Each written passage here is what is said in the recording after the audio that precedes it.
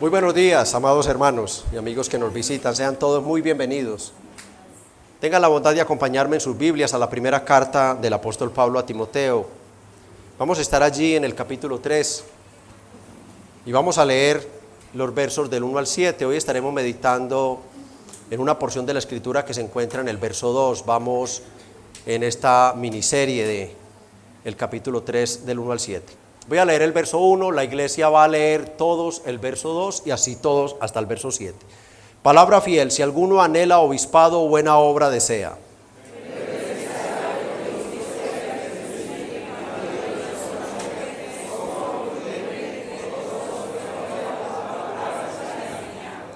No dado al vino, no pendenciero, no codicioso de ganancias deshonestas, sino amable, apacible, no avaro.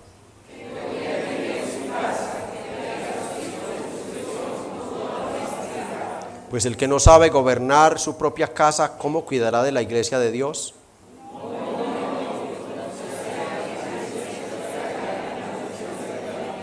Todos. También es necesario que tenga buen testimonio de los de afuera, para que no caiga en descrédito y en lazo del diablo. Amén. Inclinen su rostro brevemente y supliquemos la ayuda del Espíritu Santo. Espíritu Santo, tu palabra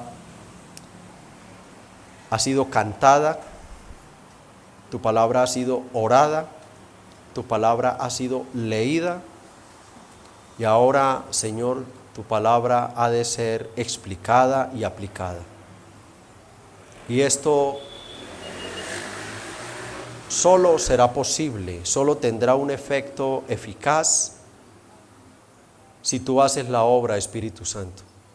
Así como la hiciste en el siglo I, allá en la iglesia de continente de Asia Menor, en Éfeso, cuando el apóstol Pablo le envía esta carta a su joven discípulo y pastor, su hijo Timoteo, para que Timoteo empezara a explicar punto por punto a esos hermanos que habían con mucho entusiasmo dicho: yo quiero ser pastor.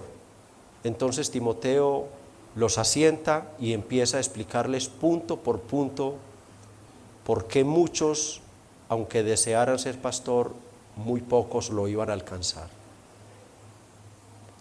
Hoy nos adentramos ya, Señor, un poco en este manual teológico de los requisitos que debe mostrar un siervo que desea ser pastor, que la iglesia los debe ver y que la iglesia luego, al verlos en su vida, podrá elegirlo en una votación. Hoy somos nosotros, Espíritu Santo, los que estamos en esta necesidad de que tú nos expliques, de que tú nos ayudes, de que tú nos muestres estos fundamentos esenciales para la vida de la iglesia en esta tierra. Buenos ministros, hombres escogidos primeramente por Dios, confirmados por la iglesia a través de estas marcas o requisitos, de estas cualificaciones, para que luego ellos sean los guardianes de tu iglesia en la preparación espiritual de tus almas. Bendice al pobre y débil, insuficiente predicador, pero también ten compasión de aquellos que escuchan. Espíritu Santo, tú eres suficiente para todo, solo tú. En el nombre de Cristo, amén. Amén. Les pido por favor tomen sus lugares de asiento y vamos a dar inicio a la enseñanza.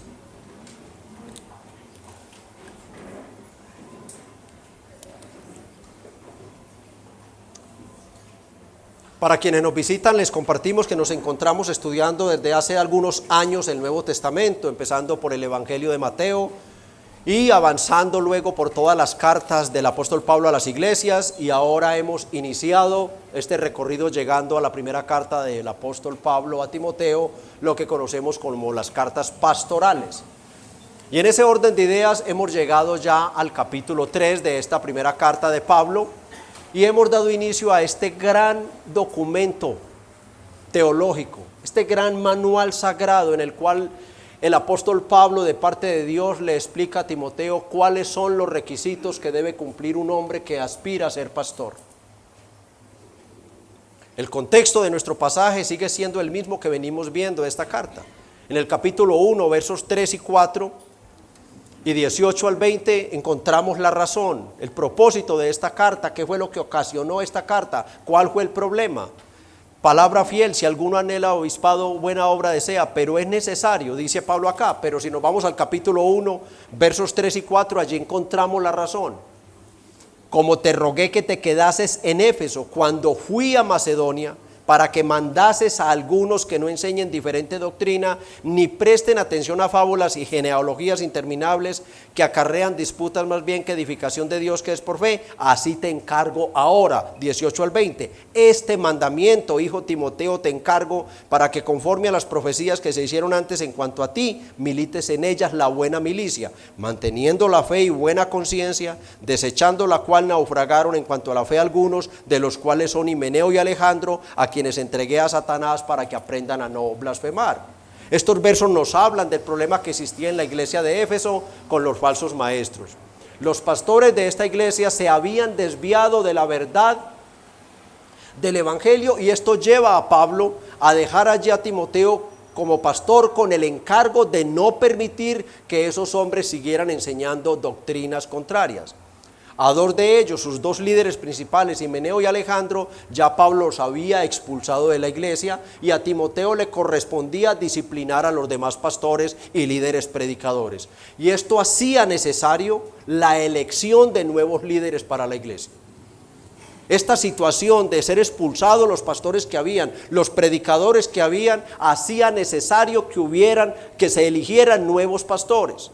Debía haber con urgencia una renovación en cuanto al ministerio. Este documento no está ahí simplemente porque Pablo le dio encajarlo allí en el tercer capítulo. Bueno, incluso el tercer capítulo no existía, esto lo hicieron los traductores de la Biblia. No, Pablo viene desarrollando una idea, y él está diciendo a Timoteo, al expulsar estos pastores, la iglesia queda sin pastores, se queda sin diáconos, sin líderes que prediquen. Hay que elegirlos, pero no vamos a caer en el mismo error de ir a poner hombres allí sin tener las cualificaciones para hacerlo. Y lo que hace es darle una lista con las cualificaciones que primero él debe ver, revisar en esos hombres que va a poner como pastores. Ese es el contexto. Y esta situación entonces podía mover a que muchos hermanos les picara el gusanillo de ser pastores. Empezaron a decir, yo quiero ser pastor. No hay pastores en la iglesia, las mujeres no pueden predicar, no hay pastores. Yo, Pablo, Timoteo, yo quiero ser pastor, sin tener las cualificaciones exigidas para hacerla. Habían tenido un ejemplo muy errado de lo que era un pastor con esos hombres que habían sido expulsados, y ellos veían allá, si ellos fueron pastores, pues yo también puedo ser pastor. El que desea pastorado, buena obra desea, pero va a empezar Timoteo. Muchos iban a desear el oficio, pero pocos lo iban a alcanzar. La labor de los pastores, amada iglesia, es algo tan sublime, tan espiritual, si se quiere tan misterioso, que solo deben ser puestos en ese lugar los hombres llamados y cualificados por el Señor para ejercer el oficio. Y la forma de certificarlos que nos da el Señor, y de que Dios ha llamado a ese hombre, de que voy a poner mis ojos como iglesia, que son los encargados de elegir a ese hombre, de que voy a poner mis ojos sobre ese hombre que ya Dios puso sus ojos, de que voy a elegir al mismo hombre que Dios eligió para ministrar mi alma, es que cumpla una serie de requisitos. No de manera perfecta, pero sí demostrando una vida irreprensible, pasión por la gloria de Dios, pasión por el bien de la iglesia. Y Pablo dice, eso se demuestra en 4 áreas principales de su vida. En primer lugar, dice Pablo, debe ser irreprensible en su carácter, versos 2 y 3. En segundo lugar, dice Pablo, debe ser irreprensible en su carácter doméstico. En tercer lugar, dice Pablo, debe ser irreprensible en su madurez cristiana, no un neófito. En cuarto lugar, dice Pablo, debe ser irreprensible en su testimonio, en cómo socializa con la gente del mundo. Verso 7. Y hoy empezamos pues a ver los requisitos morales para el pastorado, revisando parte del verso 2. Como dije desde la introducción de esta miniserie, vamos a ir despacio, que la iglesia quede realmente preparada doctrinalmente para poner los ojos sobre aquel hombre que Dios puso los suyos. Que la iglesia pueda examinar con estos requisitos como si fuera una lupa espiritual a ese hombre que van a poner para que ministre sus almas y vele por su santidad. El tema es las cualificaciones morales exigidas por Dios a los hombres que desean el pastorado. Si yo le preguntara a los varones que están aquí, creyentes, hermanos varones, ¿a cuántos de ustedes se les ha pasado por la mente el deseo de ser pastor? ¿A cuántos en algún momento se les ha pasado? Hombre, seguro que muchos me dirían, sí, en algún momento, pastor, yo lo he pensado. Yo he deseado ser pastor, pero el pastorado, anhelo de muchos, oficio de pocos. Con ese título vamos a ver esta miniserie, 3 o 4 sermones más estaremos viendo con este mismo título. El pastorado, anhelo de muchos, oficio de pocos. Y estaremos viendo un subtítulo para estos versículos 2 y 3. El pastor, un hombre irreprensible en el marco de su moralidad. Véanlo conmigo los versos del 1 al 3, por favor. Si alguno anhela obispado, buena obra desea, pero es necesario que el obispo sea irreprensible, marido de una sola mujer, sobrio, prudente, decoroso, hospedador, apto para enseñar, no dado al vino, no pendenciero, no codicioso de ganancias deshonestas, sino amable, apacible, no avaro. Estos dos versos, 2 y 3, los encontramos en el marco de la conducta moral. En el marco de la conducta moral.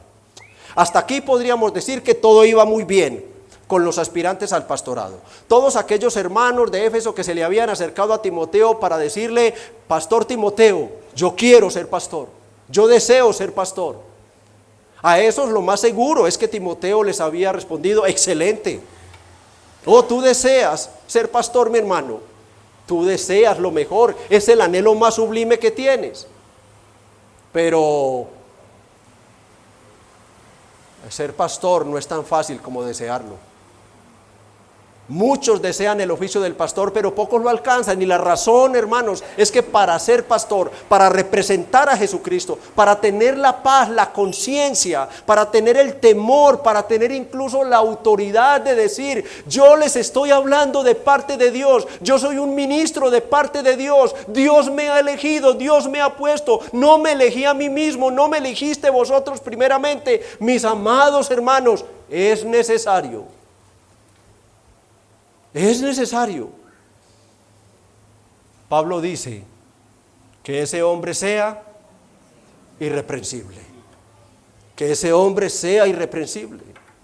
Y para algunos de esa audiencia original de la carta, Timoteo estaba así explicando, versículo por versículo, y lo que había el Espíritu detrás de la letra, con la mayor profundidad, claro está, de este pobre e insuficiente siervo que les habla hoy. Pero él estaba haciendo esto mismo. Es el mismo texto y lo estaba explicando a una iglesia así como ustedes. Y para algunos pudo haber sido algo inesperado. Y vuelvo a decirlo, el ejemplo de los pastores destituidos, hombres que estaban enseñando sin tener las cualificaciones para el oficio, los podía llevar a pensar que ser pastor era algo muy fácil. Esto no es sino desearlo.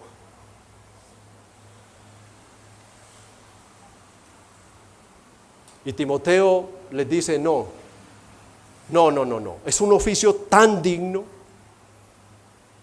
es un oficio tan excelso, que para ser pastor es necesario, y empieza a explicar esta lista de requisitos que hoy empezaremos a ver nosotros. Lo primero que debemos saber es que la frase es necesario no es una simple sugerencia. Es, si les parece bien, yo les estoy dando una opinión. No es así, no es así. Nosotros sabemos que Pablo era un apóstol de Dios, era el representante y hablaba de parte de Dios, lleno del Espíritu Santo. Por lo tanto, cuando Pablo dice, es necesario, es como si nosotros tenemos un deseo muy grande de algún objeto, una prenda, algo, llámese zapatos, una camisa, lo que sea. La queremos ese color, en esa tela, en esa marca, y queremos, y nosotros vamos y wow, el precio. Tiene un precio fijo. Yo lo deseo, yo la deseo. Pero si no tengo ese precio para pagar por ella, todo se me queda en En deseos. Todo se me queda en deseos. Muchos iban a desear ser pastores, pero si no tenían estas cualificaciones, se les quedaría solamente en un buen deseo. El pastorado es un oficio anhelado por muchos y obtenido por pocos. El hombre que desea un oficio tan sublime debe ser consciente desde antes de que para lograrlo él debe someterse, que él debe pasar a un examen celestial. Él va a ser entrevistado y medido por la iglesia según las normas divinas. No conforme a los caprichos de la iglesia contemporánea. El que mejor hable, el que más apariencia tenga, el que más poder tenga de atraer masas. No. Eso no dice nada a la Biblia sobre eso. No. Nosotros tenemos que huir de todo eso. Él va a ser entrevistado por la iglesia, por las normas divinas. Su trabajo se lleva a cabo dentro de los misterios espirituales. El trabajo de un pastor bíblico se lleva a cabo dentro de misterios espirituales.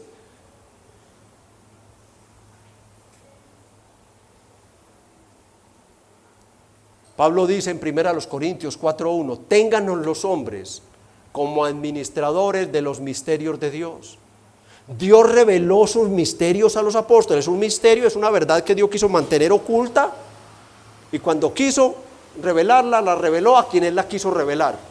Los apóstoles las tomaron y las tenemos hoy nosotros acá escritas en la revelación especial. Y después de ellos, dice Efesios 4:11, vinieron los pastores a ser los administradores de esos misterios. Misterios de Dios que son transmitidos a la iglesia, explicados a la iglesia por medio de la predicación fiel de su palabra. Algunos no lo entienden, hay cristianos que no entienden que los pastores bíblicos son administradores precisamente de misterios espirituales, de verdades espirituales que están en su palabra. Pero que el creyente por sí mismo, el gran número, la gran masa de creyentes por sí mismo no los pueden entender. Son misterios. Son misterios. Hay hermanos que han leído la Biblia 10, 15, 20 veces. Viene un pastor bíblico y expone un versículo y ese hermano lo espera bajándose del púlpito y dice: pastor, yo lo he leído cuántas veces, yo no había visto eso. Porque es un misterio. Esos hombres reciben una iluminación especial. Dios tiene un vaso, una vasija vacía de barro y Él la llena con una gracia especial. Si es un pastor escogido por Dios, si es un hombre bíblico, Él muere por la palabra. Él no negocia los principios de la palabra, y eso Dios lo valora y Dios bendice a ese hombre. Y hay hermanos en las congregaciones que el pastor predica sabiendo que él fielmente, y se enojan con el pastor. Es que él no tiene derecho a hablarnos así. No. Ese es el cristiano inmaduro o el mal cristiano. El buen cristiano se enfrenta con la palabra. Él se enfrenta con la palabra porque él es así como los hermanos de Berea, noble. Él corre a la palabra y dice: sí, yo no lo había visto, pero es que esto es lo que dice el texto. O sea, esto es lo que Dios me está diciendo hoy a mí. Esos hombres trabajan día y noche, orando, estudiando, escudriñando, suplicando, clamando, que Dios les dé el mensaje de esa palabra para luego transmitirle esos misterios a la iglesia el día domingo desde el púlpito. Y eso hace que ellos mismos, y me refiero a los pastores, ellos mismos sean un misterio. Ellos mismos son un misterio. A esos hombres primero Dios los mató en todas las áreas. Los mató, los aniquiló, los humilló, los aplastó, hasta llevarlos a entender que había una prioridad. Esos hombres terminan siendo enfocados de una manera increíble. Ellos están enfocados solamente en el reino de Dios, en la gloria de Dios y en la santidad de sus almas. Ese hombre no negocia esos principios. Tiene un enfoque definido. El reino de Dios, por encima de mi familia, por encima de mi economía, por encima de mi salud, por encima de todo, está la gloria de Dios y el reino de Cristo. Ese es ese hombre. Y la iglesia no tiene por qué molestarse nunca con un pastor bíblico por lo que predique. A menos que pueda usted decir: yo hice la exégesis. Y usted no dio en el blanco, pastor, yo sí. Y ese pastor, como es un hombre enseñable, como fue humillado primeramente por Dios, diciéndole Dios a él: tú no sabes nada, hijo, nada, nada, nada, nada. Tú no sabes nada.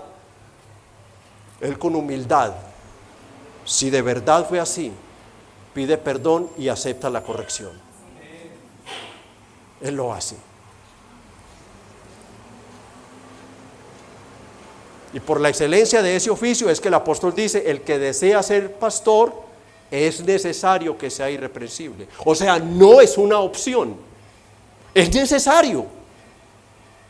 Es la misma frase, la misma frase que usó el Señor Jesucristo en Juan 3:7 para decirle a Nicodemo: Nicodemo, no te maravilles de que te dije, es necesario nacer de nuevo. O sea, para que un pecador sea salvo de la ira de Dios, de la condenación eterna, él tiene que nacer de nuevo. No hay otra opción. No la hay. No la hay. De igual manera, no hay otra opción para ser pastor que ser irreprensible. No la hay. Es necesario que sea irreprensible. El punto de Pablo es: si no es irreprensible, Timoteo, no puede ser pastor. No puede. Pero ¿qué quiere decir esta palabra irreprensible? ¿Acaso quiere decir que tiene que ser perfecto? No, mis hermanos que anhelan ser pastores, respiren tranquilos. Respiren, hermanos. Porque si fuera así, el primer descalificado, el que ya habrían tirado por una ventana, sería a mí mismo, ¿cierto? El más imperfecto de todos aquí soy yo. No, mis hermanos, perfecto solo Cristo. Él es el príncipe de los pastores, mis amados. Para ser pastor, hermanos, no hay que ser perfecto. Ningún creyente tendría las cualificaciones para hacerlo.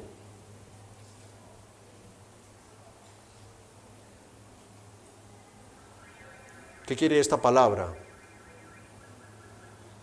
Quiere decir que ese individuo no da motivos a otros para ser acusado con razón. ¿Sí? Ese individuo, ese hombre que desea ser pastor, él no da razones a otros de que lo acusen con razón. De que si se hace una investigación seria, prudente, dentro de los términos legales, se le pueda comprobar absolutamente nada. De él van a decir muchas cosas. Sí, de él van a decir mucho. Pero si se hace una investigación, no habrá nada que se le pueda comprobar como para él ser asido, atado, detenido, encarcelado. No habrá nada que se le pueda comprobar. Es una persona irreprensible, es alguien a que le pueden acusar, sí, porque lo van a acusar. Pero no va a haber ninguna acusación con un grado de gravedad como para que él sea descalificado de ser embajador de Jesucristo. No la hay. ¿Por qué? Porque si fue escogido por Dios, Dios lo va a proteger. Dios guarda su testimonio. Dios pone algo en ese hombre realmente, en lo que se conecta allí, soberanía y responsabilidad de este misterio tan grande. Pero ese hombre pone todo. Él confía que esto no viene de él, que esto vino solo de Dios, que Dios solamente lo pudo escoger habiendo hombres más estudiados, con más títulos, con mejor elocuencia, con mejor presencia, con mejor dinero, de mejores familias, todo ahí sentados, y ahí los deja. Y lo más vil incluso de la congregación, coge el Señor y lo levanta y lo pone como pastor. Eso es solo el Señor. Y el Señor lo guarda, el Señor lo acoraza, el Señor pone su cobertura divina de una manera especial sobre él. Él sabe, Dios sabe que ese hombre va a ser el blanco principal del demonio, va a ser el más atacado, el más sufrido, el más afligido de la congregación, va a ser el pastor. Va a ser el pastor. No se comparan las aflicciones de ningún hermano, de ninguno de la congregación con la aflicción del pastor. Usted tiene una, el pastor tiene las de todos ustedes. Todas, porque eso es un misterio. Esta semana hablaba con una persona y le decía: yo no creía hasta que pasa, yo no creía que realmente el pastor, o sea, es que ¿por qué lloramos con el que llora? Pero es que el pastor, o sea, él llora con el que llora, él sufre con el que sufre. Es como si una parte no, pero es que él tiene que hacerlo y él es llevado a hacerlo. Y esa es la obra del Espíritu Santo. Él es capaz de dar la vida por sus ovejas. Él es capaz de darla. Él no puede ser apresado, él no puede ser culpado de nada, aunque se investigara nada le puede ser probado. Su ejemplo de vida no niega su predicación. Su ejemplo de vida no anula el poder de la enseñanza. Están conectados, su vida, su testimonio, su ejemplo de vida tiene que estar conectado con lo que predica. Su vida no lo anula, como anuló a estos hombres de Éfeso. Su ejemplo no niega a aquel que murió por él, sino que su ejemplo lo lleva cada día a decir: Señor, quiero ser más usado por ti. Quítame más de mí, quita mi voluntad, quita mis libertades, mátame en todo, Señor, pero dame vida para servirte a ti por medio de la iglesia. El ministerio de un pastor debe ser respaldado por el testimonio de su vida personal. Él es irreprensible, no hay posibilidad de ser agarrado por nada ni por nadie. Él no es como que a veces la esposa pone la coquita de arequipa en la cocina y uno se va y uno saca y dice: te pillé. No hay forma de que hagan eso con un pastor. No hay forma de que lo pillen. No se trata de perfección, vuelvo a repetir, se trata de ser irreprensibles. Y dejo claro, irreprensibles desde cuándo, pastor. Desde que nace Jesús, y ya humanamente hablando, Samuel, desde niño. No se trata de perfección. Dejo claro que esta irreprensible es desde el momento en que es convertido. ¿Sí? ¿Queda claro? Sí, porque no falta el osado que diga: y es que yo lo conocí ladrón, yo lo conocí fumando, bebiendo o viviendo en unión. No faltan, porque siempre le están buscando el pelito blanco al gato negro. Siempre, de tristeza. No, los pecados del pasado no son obstáculos para él ser llamado al ministerio. Dios lo sabe. Dios sí sabe los pecados que cometimos en el pasado, Él sí lo sabe. Y no son obstáculos para él llamarnos. ¿Saben por qué? Dice 1 Corintios 5:17, de modo que si alguno está en Cristo, las cosas viejas pasaron y aquí todas son hechas nuevas. Pero también dice Hebreos 10:17, que el perdón de Dios es tal, que Él ha prometido no volverse a acordar de nuestros pecados. Y añade: y nunca más me acordaré de sus pecados y transgresiones. Permítame hacer aquí un pequeño paréntesis, de manera especial para los esposos y las esposas. Usted no se crea más misericordioso o más justo que Dios. Usted, esposo o esposa, no tiene ningún derecho a sacarle los pecados pasados a su compañero. No tiene ningún derecho. Usted está cometiendo un grave pecado al hacerlo. Si Dios ha prometido no volverse a acordar de sus pecados, porque Él vio, Él presenció, Él sufrió en su carne la muerte de su Hijo en la cruz para expiar esos pecados, para borrar esos pecados. El acta que nos era contraria fue clavada y destruida. ¿Quién nos creemos nosotros para sacarle los pecados a nuestros esposos o esposas? Eso demuestra que usted está muy mal doctrinalmente, que hay orgullo, soberbia y prepotencia en su corazón y que usted se cree mejor que su esposo. Y usted, no es esposo o esposa, no es más que otro pecador redimido, necesitado de la gracia y la misericordia de Dios, como lo es su cónyuge. No hay obstáculo, hermano, para el que Dios llama, no lo hay. Y por eso el pastor es un hombre preparado para no aplastar la iglesia haciéndola sentir culpable.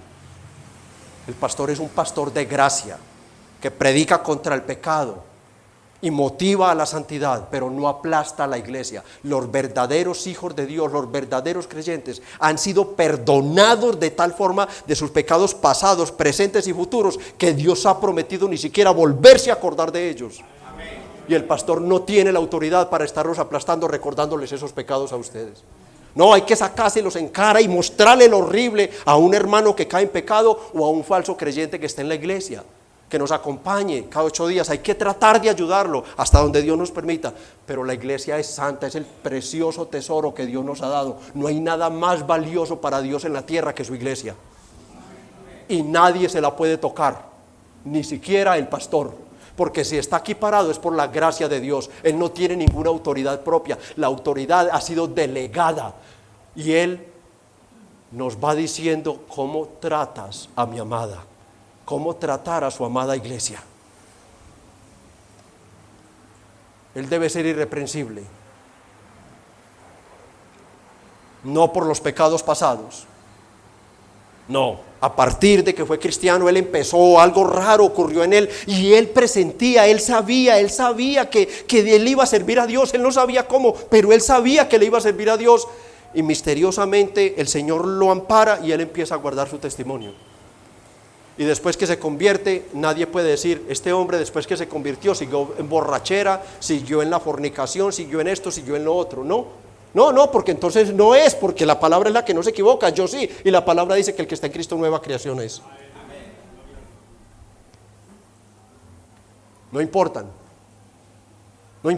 quienes vivieron más perdidos en el pecado suelen resultar siendo los mejores pastores. Otra decepción que me llevé, ¿recuerdan mis decepciones? Quienes vivieron más hundidos en el pecado terminan siendo mejores pastores. El que más se le perdona, más consideración tiene de ustedes. Más consideración tiene de ustedes. Él tiene consideración. Él no está viendo pecado en toda cosa, pecado en todo. Se enfermó, es que está en un horrible pecado. No, yo sé que hay disciplinas temporales de Dios, yo lo sé, pero Él no está aplastando la iglesia. Si Él lo sabe, Él ora: Señor, libra la iglesia de tu disciplina, dale arrepentimiento y perdona a tu iglesia. Él ora porque ese es su trabajo, no venir aquí como un verdugo con un látigo de fuego a botar cabezas, porque ¿quién le queda? El primero que se tiene que ir es él, más pecador que él. ¿Quién? Él es un pecador redimido. Al que más se le perdona, más ama. Los que más hundidos estuvieron, más compasivos son, más tiernos, más amorosos son, más odian el pecado, claro que sí, más le enseñan a la iglesia: ponte de acuerdo con Dios, odia lo que Dios ama, odia lo que Dios odia y ama lo que Dios ama. Dios odia al pecado y odia al pecador, y Dios ama la santidad, y tú como hijo amado debes ser imitador de Dios. Odia tu pecado, ódiate a ti mismo, No te pongas a mirar para odiar el pecado de los demás, del mundo, no. Odia tu pecado. Y ama la santidad. Solo piensen en quién fue Pablo. Y luego vean a Pablo después de la conversión. Luego véanlo a él. Oh, desdichado de mí, que lo que quiero hacer no lo hago. Vean a un hombre de gracia.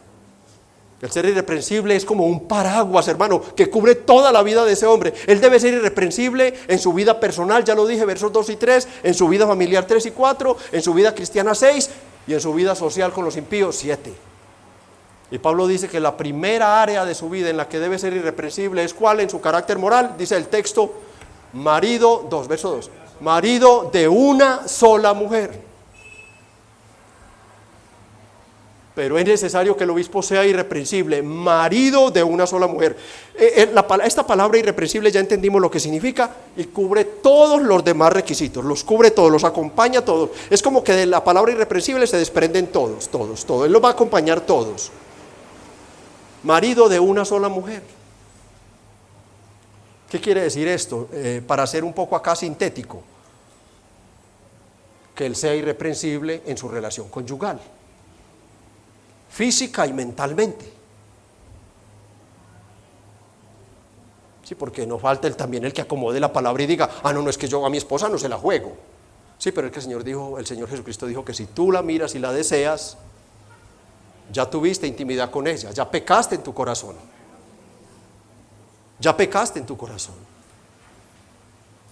Ese hombre que anhela el pastorado tiene que ser marido de una sola mujer. Ese hombre tiene que ser fiel en sus relaciones íntimas. Ya dije, físicas y mentales. Una de las guerras y las luchas más grandes de los hombres. Educando la mente, santificando los ojos. Recordemos que el contexto de esos hombres era terrible. La diosa Diana de Éfeso, en un gran templo adorada por sacerdotisas prostitutas. Para adorar a ella eran las orgías ahí, el altar y ahí, y el sexo ahí, todo. Esos hombres, ahí estaban estos hombres. El paganismo, la inmoralidad y la poligamia eran el pan de cada día. No se veía ni como delito. No, era algo común y mucho menos como pecado. No. Un hombre podía tener en la misma casa muchas mujeres, con tal de que tuviera con qué darles la comida. Ahí las tenía todas. Y Pablo, conocedor de este contexto, sabiamente pone el énfasis no en una sola esposa. Porque podría alguien decir, sí, yo tengo un solo matrimonio, yo califico para pastor, yo tengo una sola esposa y 5 concubinas. Pablo sabiamente le sale al quite a esto. Esos 5 pues es simplemente un decir, podía tener 15 o 20 dependiendo del dinero que tuviera. No lo veían como malo.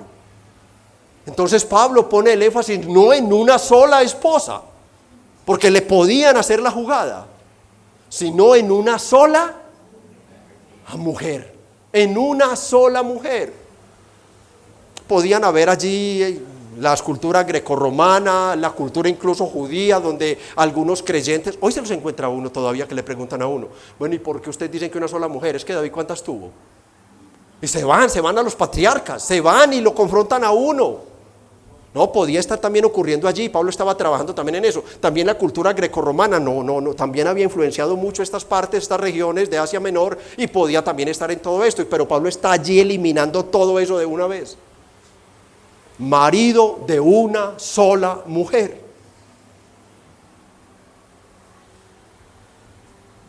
Cuando un cristiano se casa, él muere para las otras mujeres y las otras mujeres mueren íntimamente para él.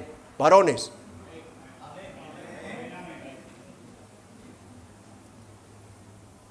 ¿Y ustedes qué, hermanas? Y las mujeres cuando se casan, ellas mueren íntimamente para todo hombre y todo hombre muere íntimamente para ellos. No hay más, murieron.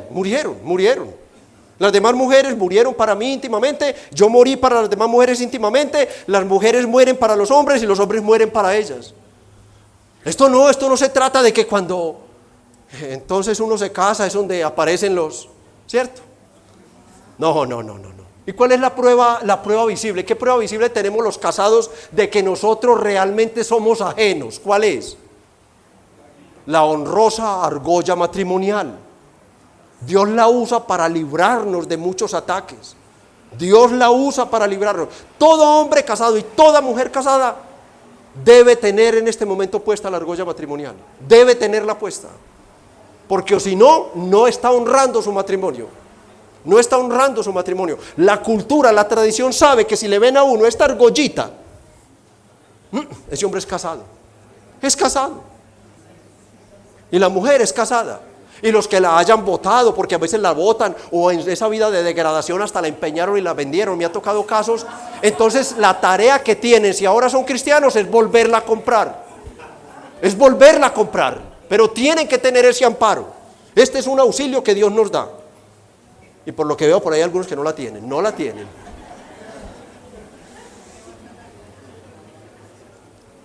Pues a dejar de comprar cosméticos, ropita y cositas y comprar las argollas.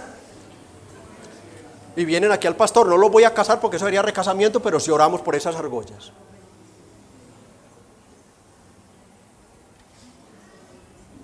Pablo como apóstol era un hombre que honraba lo que Dios honra, el matrimonio.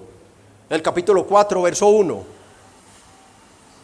Pero el Espíritu dice claramente que en los posteriores tiempos algunos apostatarán de la fe, escuchando doctrinas, escuchando espíritus engañadores y doctrinas de demonios, por la hipocresía de mentirosos que teniendo la conciencia cauterizada, verso 3, prohibirán ¿qué?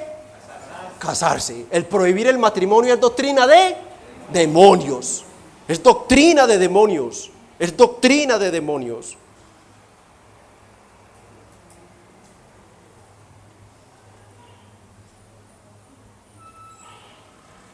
Con esto Pablo estaba derribando el argumento de algunos, entre ellos los católicos romanos, que dicen que el ministro tiene que ser célibe.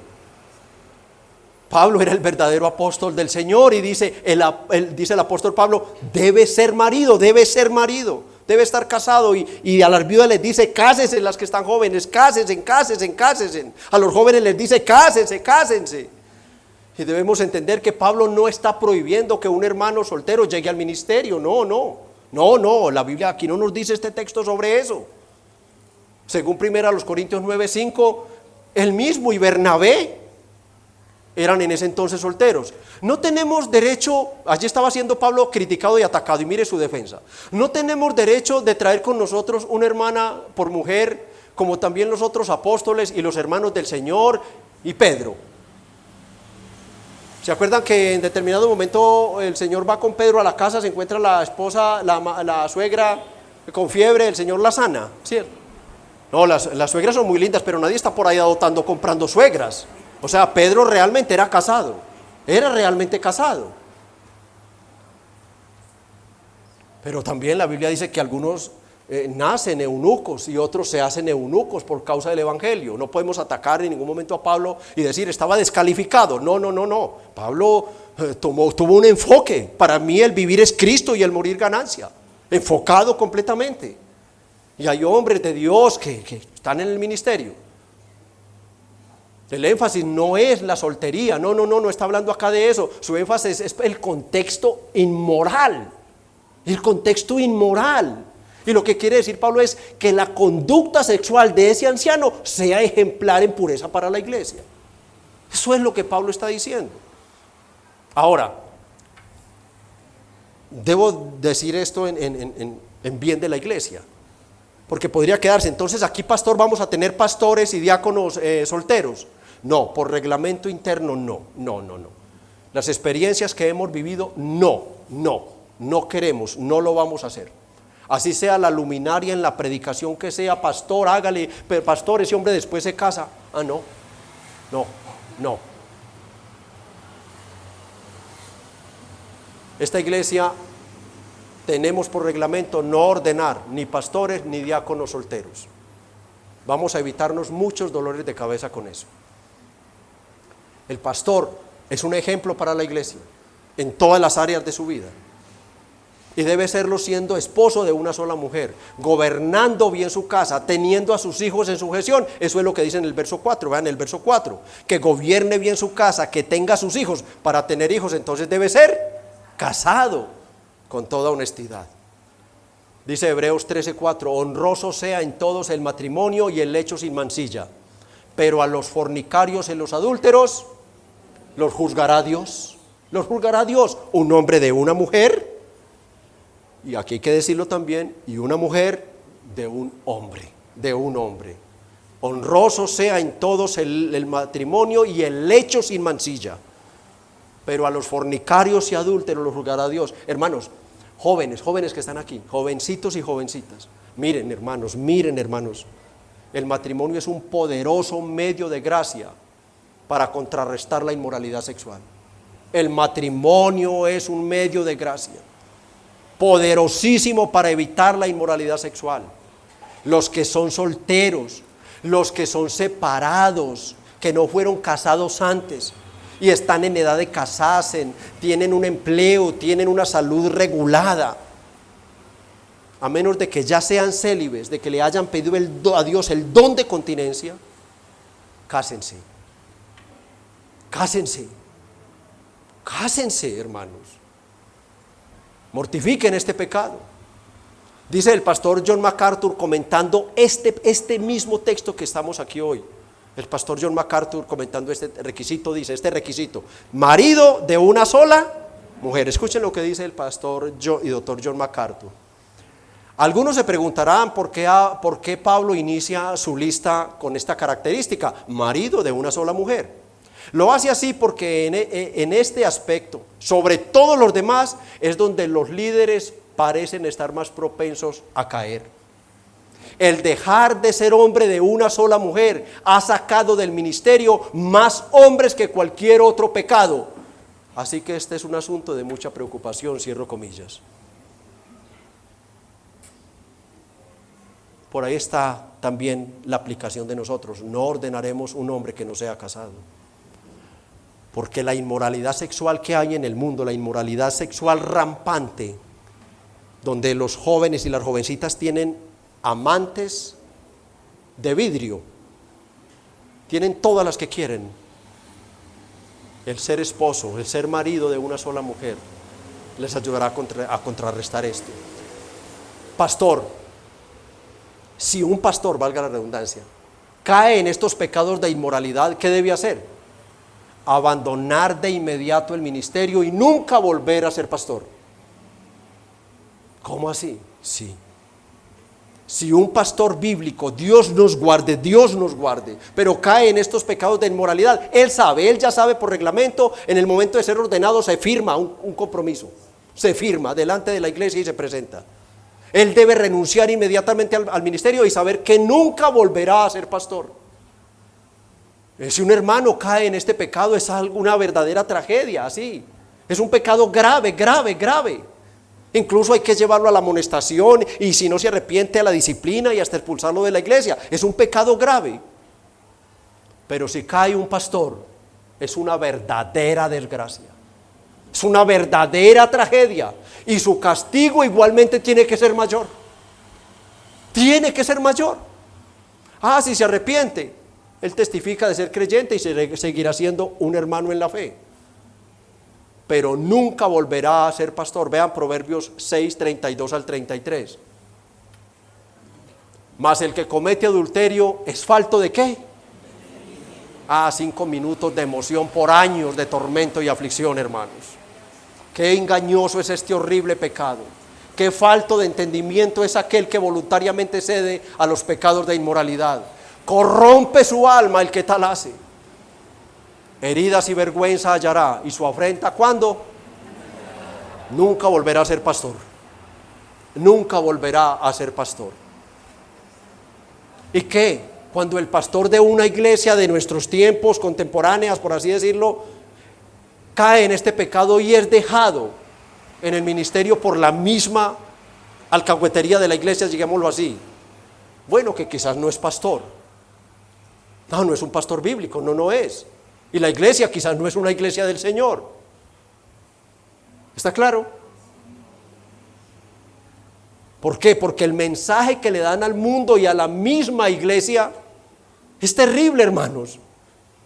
Se le está diciendo al mundo y a la misma iglesia que los pecados de inmoralidad no son importantes para Dios como para anular el ministerio de un hombre. Entonces podrían todos los que anhelaban ser pastores. No, Pablo dice, no es así. Cuando este hombre es dejado en el púlpito, sin ser descalificado, se abre una puerta horrible para que la iglesia pierda el temor a cometer ese pecado. Si el pastor cayó y ahí está en el púlpito, pues si una oveja cae, ¿con qué autoridad le dirá él algo? Por eso estas iglesias, los jovencitos repasan todas las jovencitas de novias y eso, eso es... Ustedes me entienden. Sí, una vergüenza para el evangelio. Sí, una vergüenza para el evangelio. Su testimonio de vida anula su ministerio. Su testimonio de vida anula su ministerio. Y Pablo dice, el que desea ser obispado, él debe ser un hombre dedicado absoluta y continuamente, física y mentalmente a una sola mujer, su esposa. Ese hombre es hombre de una sola mujer. Pero además de ser irreprensible, hermanos, debemos continuar con su relación conyugal. También debe serlo en su sobriedad. Él debe ser sobrio, dice el texto, verso 2. Pero es necesario que el obispo sea irreprensible, marido de una sola mujer, sobrio.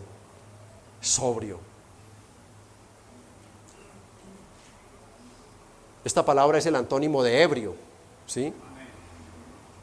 Un ebrio es alguien controlado por el vino, unido al vino, atado al vino. Es uno con el licor. Ese hombre vive, suspira, no ve la hora de salir del trabajo, incluso, todo. Él está unido, él está pegado, él está ligado al licor, a las bebidas embriagantes. Sí, tengo que abrir acá un poquito el panorama, claro que sí, porque en los tiempos de Pablo esta era la bebida. Y había que tomar pues mucho de esto. Esto no era tan embriagante, se tomaba una cantidad moderada. Incluso las bodas duraban 7 días. ¿Quién iba a estar 7 días y el primer día ya estaba completamente hincho? No, había que beberlo mucho y luego lo fueron mezclando, la maldad del hombre lo fue mezclando con especias, con hierbas, con otras cosas y lo fueron haciendo más embriagante, hasta que luego por allá resultó el anís, mucho más adelante por otra cultura y ya ahí sí, se volvió todo esto. Pero quiero decir que aquí, para que nadie se me vaya a salir por la puertecita de atrás y diga, pastor, es que usted estaba hablando del vino, no del ron, ni del guaro, ni de la cerveza y demás, ni del diazepam, ni del Valium, ni de todas las otras cosas. No. Donde en los tiempos de Pablo hubiera existido todo eso, hubiera dado la lista. No.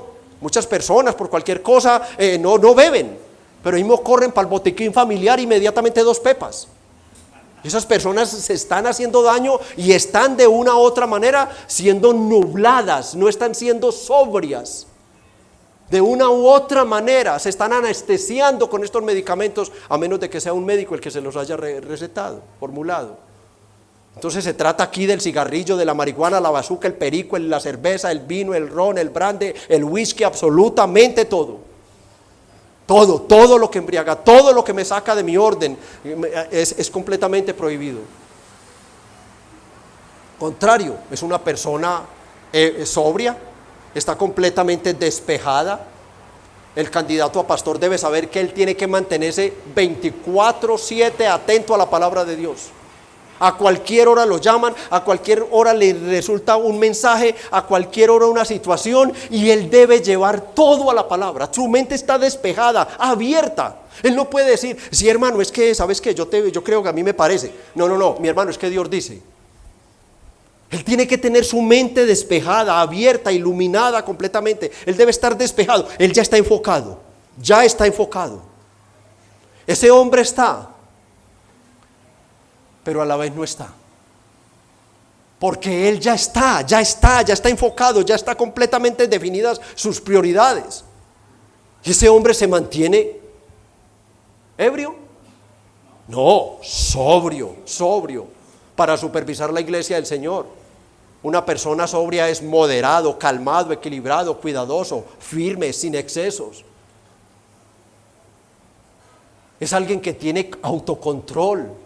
Es alguien que no lo molesta cualquier comentario que digan de él como pastor, de su familia, que no le molesta. Él tiene piedad de esos despiadados que critican a personas en situaciones o que critican de él. Él tiene piedad de ellos, como dice Pablo, aunque amándolos más, me amen menos. ¿Por qué? Porque es una persona sobria. A él no le molestan las humillaciones, a él no le molesta que las burlas, no. Él antes prefiere realmente ser el tapete de la entrada de la iglesia, donde todos los que entran al salón, todos sus hermanos, sus ovejas, se limpian sus pies antes de entrar, que sea él el que reciba todo eso, porque es el único que ha sido capacitado por el Espíritu Santo para recibirlo. Es él. Él no es como un hermano cosquilloso que está alterado a toda hora y ¿quién que se cree que se está metiendo conmigo? Y ¿por qué dijo eso? No, digno soy de que digan todo de mí, pero me mantengo sobrio, no reclamo, no, tengo un juez, está quieto y ve mi obrar a mí. Alguien que tiene autocontrol para supervisar, se refiere a alguien que siempre está en sus cabales. Como dice Efesios 5:18, no os embriaguéis con vino en lo cual hay disolución, o sea, pérdida de control. Antes bien, sed llenos, dirigidos, gobernados, instruidos, aplacados por el Espíritu Santo. Y este significado de la palabra sobrio está conectado al tercer requisito, que es prudente. Continúa diciendo el verso.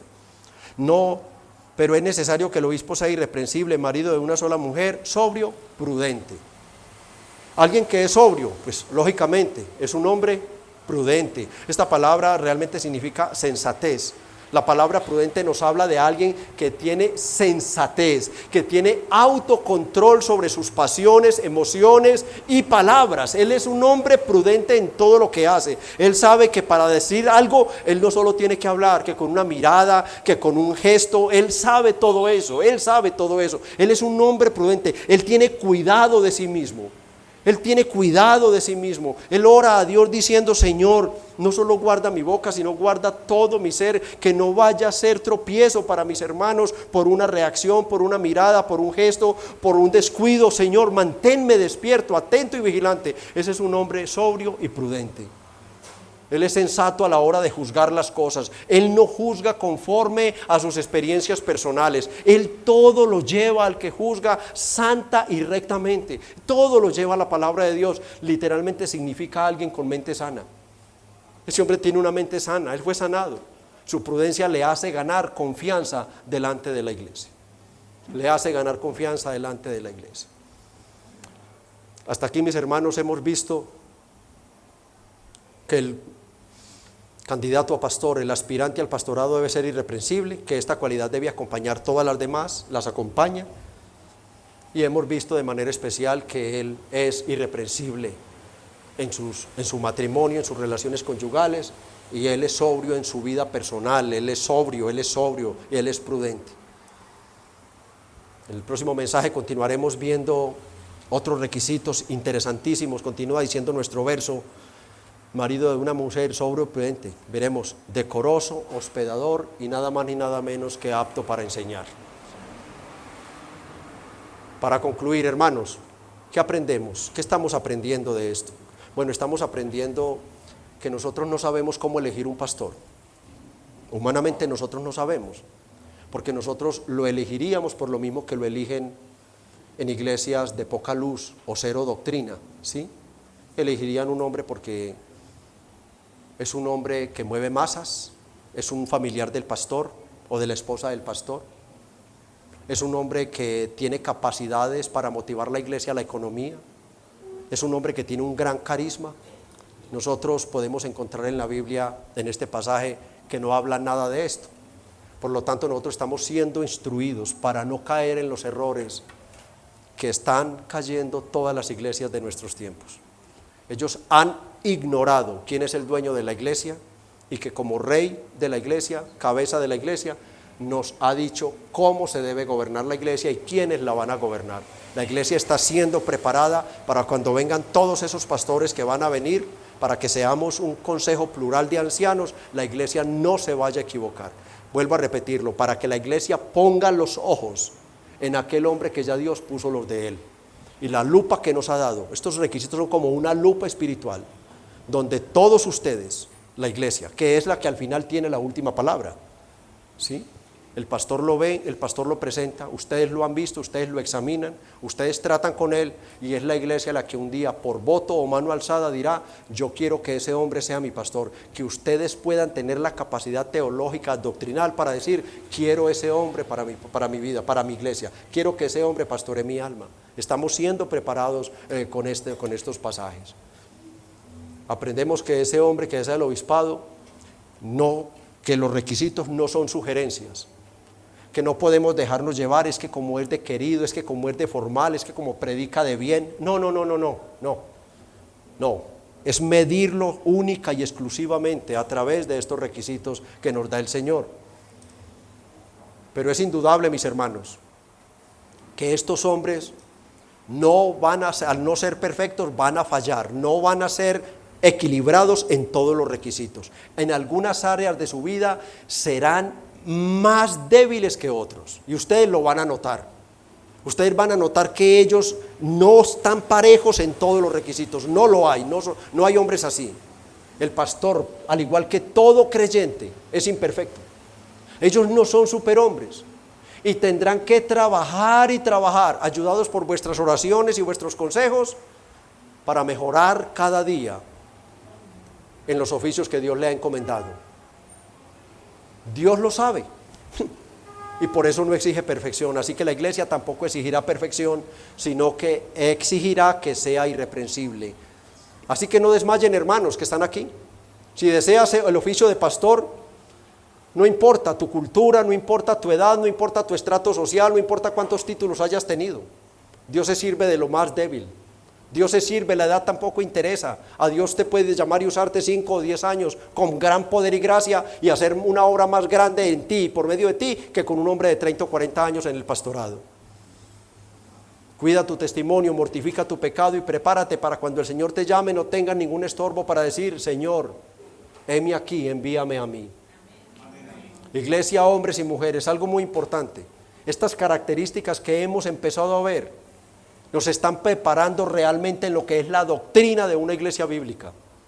Mis amados hermanos, valoren estas enseñanzas, atesórenlas en su corazón. La salud espiritual de una iglesia depende de los ministros que ustedes tengan al frente. Depende de ellos, es un misterio. Es un misterio. Así que tengan presente todo esto, vayan viendo a esos hombres.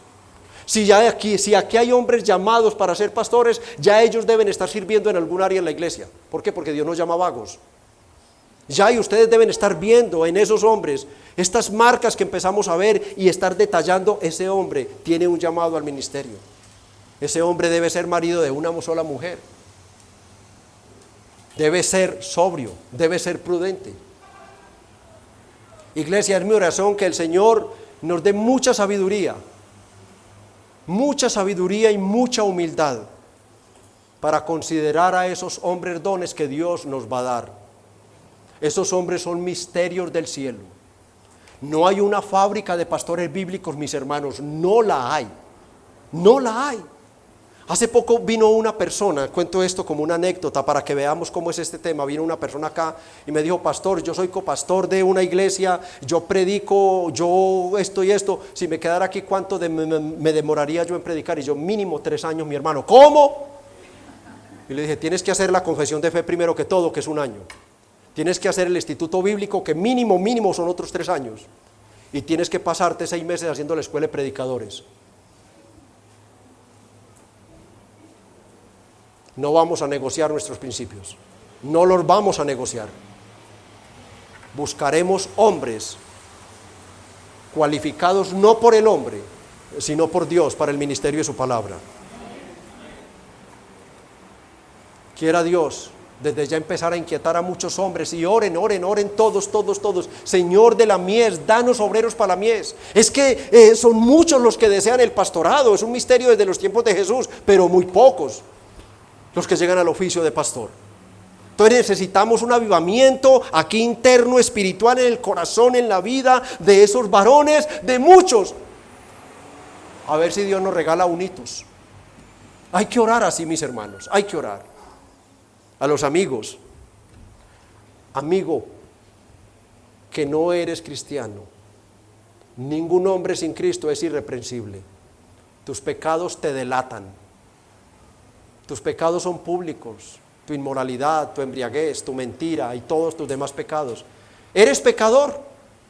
Y el veredicto no de un hombre, sino de Dios, es que tú eres culpable y digno del infierno. Estás bajo la ira de Dios y estás en condenación. Así no mates, así no robes. Solo pensar, solo desear, solo anhelar. Es que Dios es santo. Y tú tienes que salirte de ese grave error: es que yo soy bueno. Cada vez que digas así, se acrecienta la ira de Dios sobre ti. Tú no creaste a Dios para convencerlo de que tú eres bueno. Dios te creó a ti para que fueras santo. Y tus pecados te han convertido en un pobre y vil ser depravado, violador de los mandamientos de Dios. Pregunto a quienes están aquí y no son cristianos: ¿eres virgen? Entonces eres un fornicario o una fornicaria. Dice la Biblia que los fornicarios, y lo leímos ahí, ¿qué pasará con ellos? ¿Los juzgará quién? Dios. ¿Te emborrachas? ¿Qué leímos? Dios odia ¿a quiénes? A los borrachos. Y así sucesivamente me puedo quedar aquí toda la tarde hablándote de los mandamientos de Dios, porque todos los has quebrantado, al igual que yo los quebranté. Pero ahí te tengo la buena noticia. Mira la cruz. En una cruz, no en esta, en una cruz, en el siglo I, ocurrió algo en aquella tierra. El Santo de los Santos, bajado del cielo, encarnado en las entrañas de la bienaventurada Virgen María, nació en un pesebre, vivió 33 años bajo la humillación, la persecución, sin cometer un solo pecado. Fue juzgado y llevado a la cruz y asesinado brutalmente por el Padre, por Dios. ¿Sabes por qué? Para ofrecerte perdón y salvación a ti por solo creer en Jesús. Si tú crees en Jesús, todo el paquete que se necesita para ir al cielo, ser formado en pureza y santidad de nuestra madre. Fuimos engendrados por un hombre pecador, nuestro padre y nuestra madre pecadora. Cristo te concede su encarnación. Vivir una vida de pureza y santidad. Cristo te concede toda su vida a tu favor. Pagar por nuestros pecados, no podemos. Cristo murió para pagar. Cristo te concede su muerte. Resucitar como prueba de que el pecado ha sido vencido. Cristo te concede su resurrección. Ascender a los cielos y ser recibido en gloria por el Padre. Cristo te concede su ascensión. Todo el paquete de los méritos de Jesús son inmediatamente pasados a ti. Y solamente por ese paquete de los méritos, su obediencia, su justicia, su verdad, su santidad, su humildad, su pureza y todo lo demás de Jesús pasa a ti y tú entrarás al cielo en gloria. ¿Quieres ser salvo?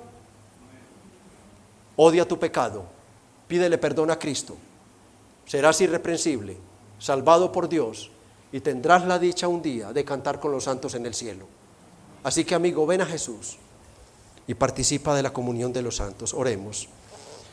Padre nuestro que estás en el cielo, Señor, cuando miramos tu palabra, Señor, no nos queda más que humillarnos, darte gracias y alabarte al ver nuestras insuficiencias, nuestros fracasos, pero también adorarte con todo nuestro ser al ver tu compasión para con nosotros, ver tu clemencia, tu bondad y tu piedad, enviando a Jesucristo a morir por nosotros, dándonos todos los méritos de Jesús, imputándolos, consignándolos a favor de cada creyente, a favor de la iglesia. La iglesia irá al cielo solamente porque ella es pura en Jesús, porque ella es sin mancha en Jesús, ella está cubierta por Jesús. Y te damos muchas gracias, Padre, por otorgarnos los méritos de Jesús. Pero también, Padre, hoy queremos darte muchas gracias por el misterio que nos has concedido, siendo Jesús el único y verdadero pastor, el príncipe de los pastores. Tú quisiste tomar de la congregación hombres débiles, pecadores redimidos, llenarlos de tu Espíritu Santo y ponerlos, Señor, como supervisores de tu iglesia, para que ellos administren tus misterios, les compartan tus verdades, Señor. Gracias por lo que hasta aquí nos has revelado y enseñado. Por favor, continúanos dando entendimiento, dándonos iluminación, dándonos revelación de tu palabra. Danos la prudencia, el temor, la consagración para recibir esas verdades y traerlas a la iglesia, dándote a ti toda la gloria y la alabanza. Porque sabemos, Padre, que nosotros no sabemos nada en nosotros mismos. No tenemos ninguna fuerza, poder, sabiduría, entendimiento en nosotros mismos. Ni el pastor, ni la iglesia que lo escucha, sino que esto todo es un regalo de tu gracia bendita. Hoy te pedimos, Señor, conforme al texto, que nos bendigas con sabiduría y que nos concedas hombres realmente, Señor, elegidos por ti. Amado Padre, danos pastores bíblicos, Señor, por favor. Danos hombres que por encima de todo estén enfocados en tu reino y en la santificación de la iglesia. Hombres que comprendan, Señor, que su trabajo es un misterio porque es espiritual y que ellos deben trabajar de noche y de día en la santificación de las almas que luego despacharán al cielo. Te pedimos humildemente, Señor, por esta congregación de Bello, que levante, Señor, un buen número de pastores. Anhelamos en esta iglesia tener un consejo plural de ancianos, Señor, varios pastores, varios, para hacer mejor tu obra, Señor. Señor, tú le seguirás dando crecimiento numérico a la iglesia, el trabajo se irá multiplicando y no queremos, Señor, hacer un trabajo descuidado para ti. Bendícenos, Señor, danos primeramente un buen número de diáconos, porque de los diáconos será de donde vayan surgiendo los pastores. Y te pedimos que dotes la iglesia de una sabiduría especial para irlos identificando, para que cuando llegue ese día, Señor, como nos has dicho hoy, ellos estén seguros de estar poniendo sus ojos en aquel hombre que ya tú pusiste los tuyos. Padre, también te pedimos humildemente por quienes están aquí sin Jesús, para que salgan con Jesús. Quedarse sin Jesucristo es quedarse sin Dios, y renunciar a Dios es de una vez firmar la condenación. Pero no queremos eso, Padre. Te pedimos humildemente, conforme a tu palabra, que por tu gracia y los méritos de Cristo los llames al arrepentimiento y les regales la salvación. Sálvalos, oh Padre, sálvalos porque perecen. En el nombre de Cristo, amén y amén.